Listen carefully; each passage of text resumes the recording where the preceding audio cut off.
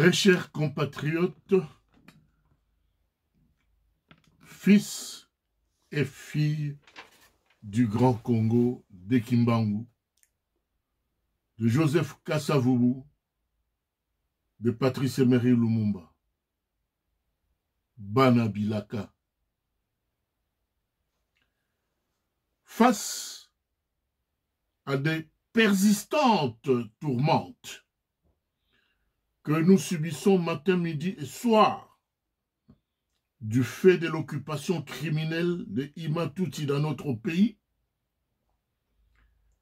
il est manifestement plus que temps d'interpeller en tout état de cause notre conscience collective des Congolais de souche pour cerner les causes profondes qui génèrent nos malheurs et nos tribulations pour qu'enfin qu'on puisse trouver des solutions idoines à cette longue crise planifiée et imposée par nos ennemis.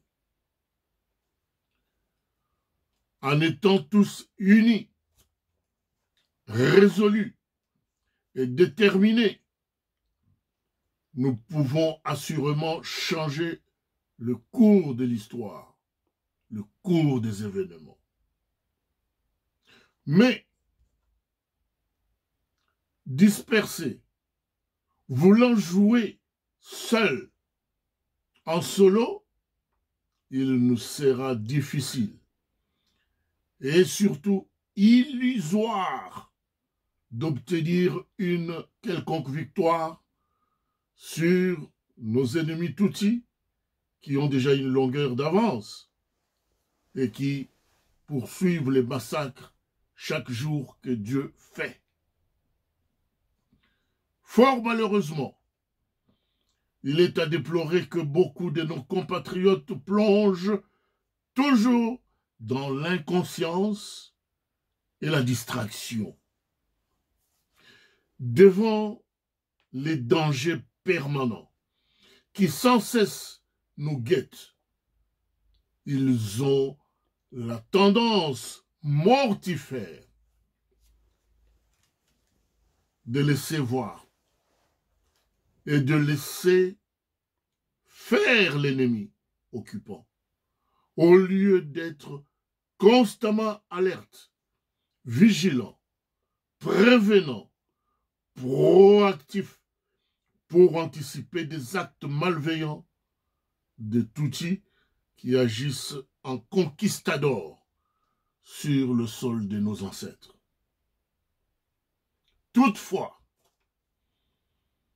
nous venons d'apprendre à Paris la présence d'un officier de renseignement de l'ANER, suppôt du pouvoir d'occupation, en mission spéciale dans la diaspora congolaise pour corrompre et chercher à neutraliser la résistance combattante.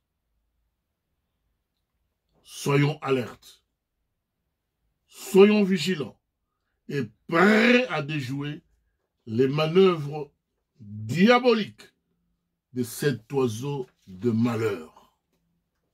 Chers compatriotes, au regard de 25 ans d'occupation qui se solde à plus de 15 millions de Congolais tués, de nos terres spoliées, de nos richesses pillées, de la pauvreté plus qu'endémique, de manque d'eau potable, de l'électricité, de l'éducation de qualité pour nos enfants, de système de santé qui est demeuré médiocre. Au moment où la classe politique corrompue, toxique, médiocre, passe son temps à voler l'argent de trésors publics au détriment du peuple. Au moment où le prétendu président de la République, un non-élu, mais nommé, nous démontre chaque jour qu'il est à l'allié de nos agresseurs et qu'il est au service de leurs intérêts, au service des intérêts des Rwandais et des Ougandais, dont il a tout donné, minerais stratégiques, nos terres, nos ports, nos aéroports, et que sais-je encore. Au moment où ce traître à la nation s'octroie lui-même et ses collaborateurs mafieux des salaires insolents allant de centaines de milliers de dollars américains, alors que nos médecins, nos enseignants, nos soldats, nos policiers, nos fonctionnaires sont littéralement sous-payés, voire même mal payés et incapables de nouer les deux bouts. Au moment où le fameux Félix Tshilombo passe tout son temps dans les voyages improductifs et des jouissances de toutes sortes avec ses fatigants de sa coterie tribale kassaïenne, notre peuple, quant à lui, broie du noir et le pays est à volo. Au vu de tous ces actes d'ignominie, de criminalité anti-peuple, oser parler des élections de 2023, c'est comme si on n'a pas tiré des leçons de celles chaotiques et grugées de 2006 avec Jean-Pierre Bemba, de 2011 avec Étienne Tshisekedi et 2018 avec Martin Fayoulou. Comment peut-on continuer à faire les mêmes choses tout en espérant obtenir un résultat différent? Cherchons l'erreur.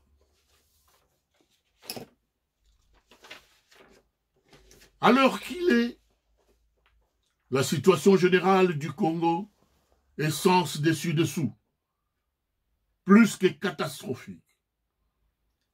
L'occupant agresseur maintient notre pays sur une pente raide.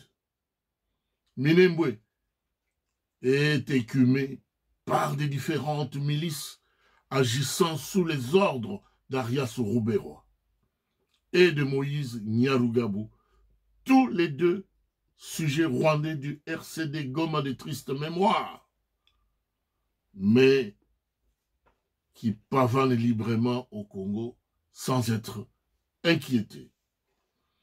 Bientôt 4 mois, Bunagana est toujours sous le contrôle de l'armée rwandaise, agissant sous le faux manteau de M23 et perçoit des impôts et de diverses taxes à la guise de ces imposteurs. Le franc congolais n'a plus cours légal dans cette partie du pays. Il est remplacé par la monnaie du Rwanda et de l'Ouganda, imposée de gré et de force par ses conquérants impénitents. La balkanisation tant décriée est bien avérée.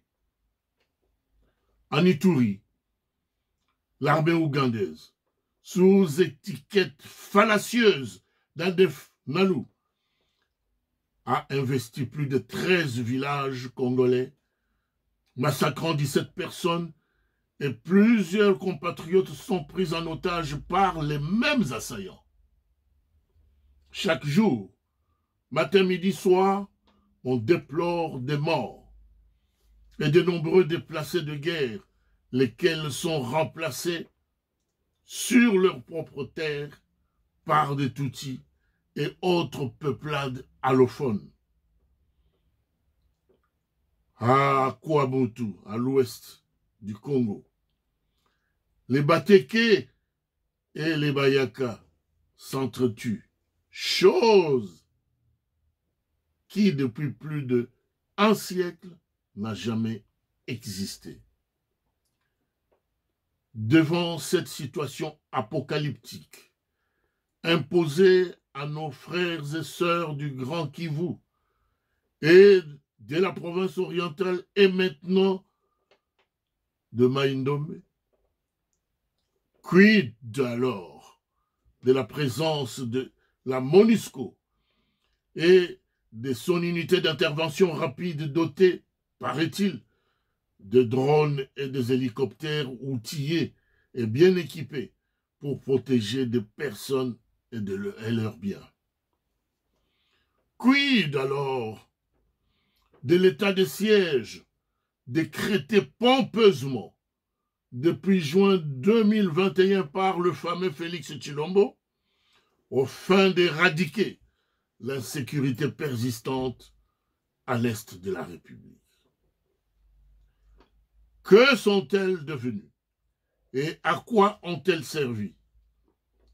Ces opérations dites de mutualisation des armées rwandaises et ougandaises avec les FARDC.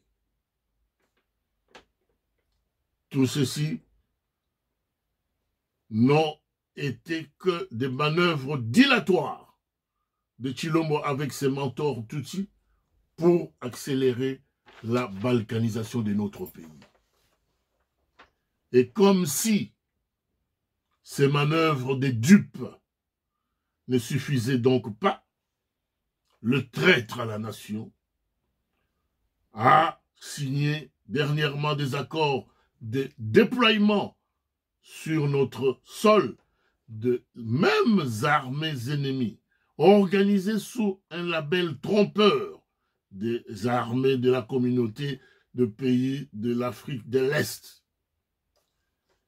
Et les velléités obscures de ces pays sont d'ores et déjà connues par tous les Congolais. C'est-à-dire balkaniser le Congo pour accéder impunément à l'exploitation illicite et à la prédation de nos richesses. Bandeko Babolingo, Bampangi Aluzolo, Wanduku Wampezi, Bana Betu Basuibwe. L'heure est au rassemblement de toutes les forces vives de la nation pour déclencher une révolution populaire triomphante et chasser illico presto tous les ennemis de notre peuple. La refondation du pays s'impose. Le temps des marches, des manifestations diverses, de sit-in, ce temps-là est révolu. Retrouvons-nous tous les patriotes, le 1er octobre prochain, 2022, en Suisse, pour un nouveau paradigme de combat. Vaincre ou mourir.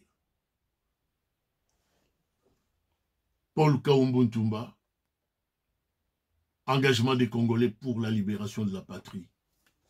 Ingeta, Ingeta et Ingeta.